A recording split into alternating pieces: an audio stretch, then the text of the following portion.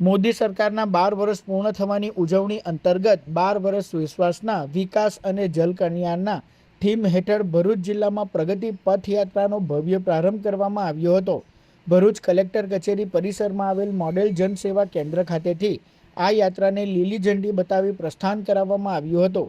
આગામી 2 દિવસ દરમિયાન આ યાત્રા જિલ્લાના વિવિધ વિધાનસભા વિસ્તારોમાં ફરશે અને સરકારના મહત્વાકાંક્ષી પ્રોજેક્ટો તેમજ જનકલ્યાણકારી યોજનાઓ અંગે નાગરિકો, મહાનુભાવો અને વિવિધ સંસ્થાઓને માહિતી આપવામાં આવશે.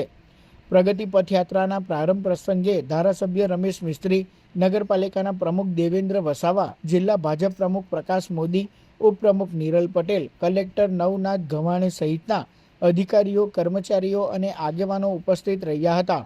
આ પ્રસંગે મહાનુભાવોએ સરકારના વિકાસલક્ષી કાર્યોને લોકો સુધી પહોંચાડવા માટે પ્રગતિ પથયાત્રાને મહત્વપૂર્ણ માધ્યમ ગણાવી હતી.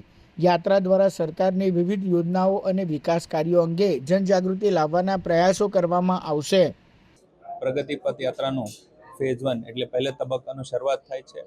આ જે પ્રગતિ પથયાત્રા છે એમાં ફર્સ્ટ જે છે એ વિધાનસભા વાઇઝ જુદી જુદી વ્હીકલથી સામાજિક આગેવાનો અને એસોસિએશનો અને એનજીઓ દ્વારા જે આપણે પ્રગતિ પથયાત્રામાં મૂવમેન્ટ કરવાની છે એની શરૂઆત આજે થાય છે.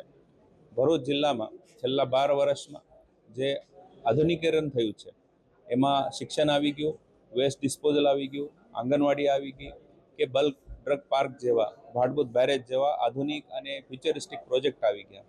આ બધાની વિઝિટ્સ આ ટીમ કરશે અને એ ટીમથી અમે સમગ્ર જનતાને એ કહેવા માંગીએ છીએ કે છેલ્લા 12 વર્ષથી જે ભરૂચે પ્રગતિ કરી છે એ પ્રગતિની નાની ઝલક અમે આ પ્રગતિ પથ યાત્રાથી બધાને પહોંચાડવા પ્રયત્ન કરી રહ્યા છે. આ બાબત એક નાનકડી બુકલેટ પણ અમે પ્રસિદ્ધ કરી છે, એ અમે પણ જે છે સોશિયલ મીડિયા ઉપર કે બાકી પ્રિન્ટ મીડિયા ઉપર રાખી દેશો. અને આ પ્રગતિ યાત્રા ફક્ત લિમિટેડ નથી, તો હું બધાને અપીલ કરું છું, ભરૂચ જિલ્લાવાસીઓ અને ગુજરાતના નગરજનોને, કે આપ પણ આ પ્રગતિ યાત્રામાં જોડાઈ જશો. અને જે છેલ્લા 12 વર્ષમાં ભરૂચમાં પ્રગતિનો જે એક મોટો પગલો લેવામાં આવેલ છે એની એક ઝલક તમે પોતે આપને નજરે નિહાળી શકો. અને આ બાબત હું બધાને પણ અભિનંદન પાઠવવા માંગુ છું.